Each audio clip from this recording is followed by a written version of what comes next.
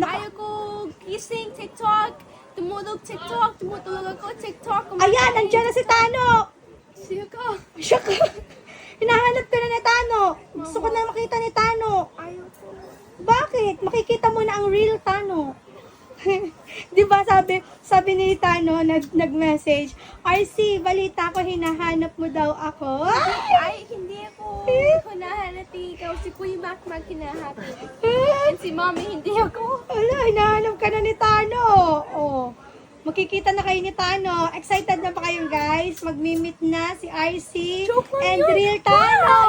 No, Mom, ayaw ko. Bakit? I'm not leaving yung bahay. Ay, mali yung... Aba si Tano.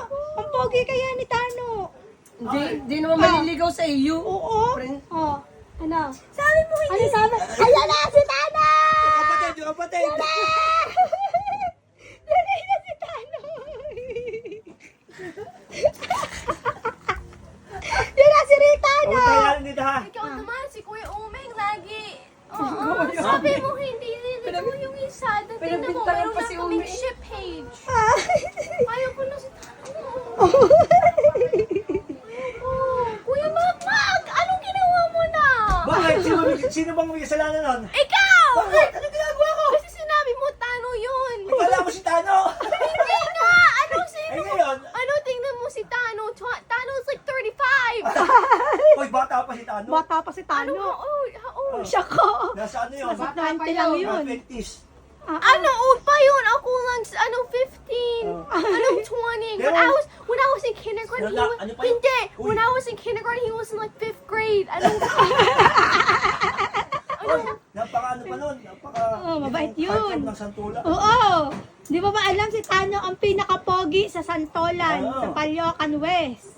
Hindi mo alam? Pero hindi na siya taga-Palyukan. Oh, lumipat na lang ng bahay si Tano. Oh, mamimit na po ni RC ang real Tano. ayaw ko na. Hindi mo maliligaw yun sa iyo. Mitlaan kayo. Ayaw ko Ay, lagi kang tumano ng tumano.